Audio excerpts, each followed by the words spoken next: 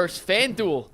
The offers stay hot even when the weather gets cold on America's #1 sportsbook. And right now, new customers get $150 in bonus bets with any winning $5 moneyline bet. That's $150 if your team wins. So if you've been thinking about joining FanDuel, there's no better time to get in on the action than right now. The app is easy to use, and there's a wide range of betting options, including spreads, player props, over-unders, and much, much more. So visit FanDuel.com/UCSS to kick off the NFL season.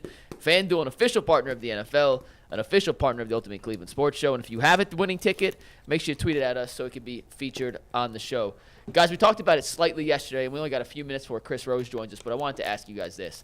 Aaron Donald, Myles Garrett, two of the premier pass rushers of the NFL over the last decade, and especially this season. Myles a little banged up, but he was doing push-ups in practice yesterday. He looked to not be favoring his left shoulder any differently than his right shoulder, according to Mary Kay. He has a favorable matchup if he plays against the Rams tackles, while Aaron Donald has to go up against two All-Pros in Wyatt Teller and Joel Bitonio. So if you had to pick, which one of the elite pass rushers will have a bigger impact on the game on Sunday? Guys, I know he's going up against better offensive linemen, but because of the injury, I have to go with Aaron Donald. They're two of the best players in the world. Aaron Donald, even at his age, is still the best defensive tackle, isn't he? Yes. I mean, I think so. I mean, he's right up there if he's not and the it's best. crazy at his age to still be the best. So Myles Garrett, probably the best outside rusher in the league. Aaron Donald's the best interior defensive lineman in the league. I got to lean towards the guy who's healthy.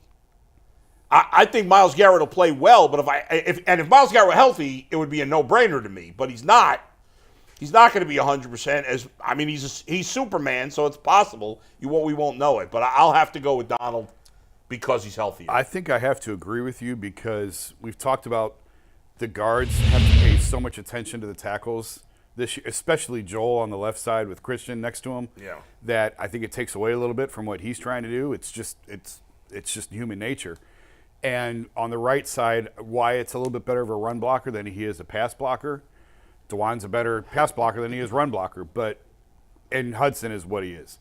So I think because of the health and because of just the situation, not necessarily the center and guards that Aaron's going against, but just the responsibilities, the added responsibilities that those guards have this year that maybe they didn't have in the past. Yeah. I have to give Aaron a slight edge. And until we see Myles, the shoulder is still a concern. Yeah. Push-ups and playing against an offensive line. It's a lot different than all the moves G was talking about you have to be able to do as a defensive end. Yeah, and Jason, real quick before you go, G, in the end, I think guys, when they're healthy, guys like Aaron Donald and Myles Garrett, the matchup's kind of irrelevant. Yeah, if you're going up against a guy who stinks, that's going to make you even better. But no matter how good the offensive lineman is, he's not as good as Aaron Donald. Right. So, and same thing with Myles Garrett. I don't care who the tackle is. If Myles Garrett's right, he's matchup proof, and so is Donald to me. I'm gonna go with Aaron Donald on this one, just because I think, in this run game, they've not run the ball really well like they used to. They've run it in spurts where it's been pretty good, but they haven't run it in enough times and successfully enough for them to really neutralize Aaron Donald's ability to get after the quarterback. So, they are going to have a situation where they're going to have to pay attention to him. And there's a lot of times on the All-22, the Browns have had trouble passing people off. You see guys coming free, and you're like, I don't know why would you take two guys on one guy? Just passing stuff off has been more difficult, and that's just because is that communication? It's communication, and you're not playing with each other. Right. You got two tackles who they're backups, and saying backups is being very nice. And plus, I think Joe Flacco, the most he's going to move is up and back in the pocket, try to step up and evade stuff.